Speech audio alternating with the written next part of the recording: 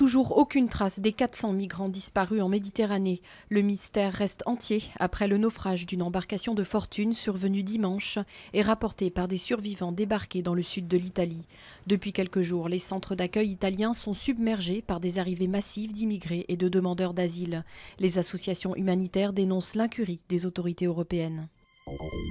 Bruxelles passe à l'offensive contre Google. Après avoir cherché pendant des années la voie de la conciliation, la Commission européenne accuse le géant américain d'abus de position dominante dans la recherche sur Internet. Une accusation qui pourrait valoir à Google une gigantesque amende de 6 milliards de dollars, soit 10% de son chiffre d'affaires. 4 semaines après le crash de l'A320 dans les Alpes françaises, 80% des débris de l'Airbus de Germanwings ont pu être évacués du site. Les dizaines de tonnes de débris doivent être acheminées vers un hangar de Seynes-les-Alpes, l'un des villages les plus proches de l'accident. La prochaine étape sera la dépollution environnementale, a annoncé la Lufthansa, maison mère de Germanwings, dont le crash du 24 mars a fait 150 morts. Des rues désertées, un patrimoine laissé à l'abandon et des touristes au compte-gouttes.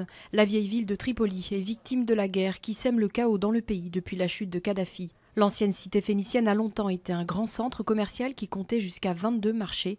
L'artisanat y battait encore son plein il y a quelques années. Aujourd'hui, même si la clientèle a fui, couturiers et forgerons veulent maintenir leur activité coûte que coûte pour faire perdurer le splendide héritage tripolitain.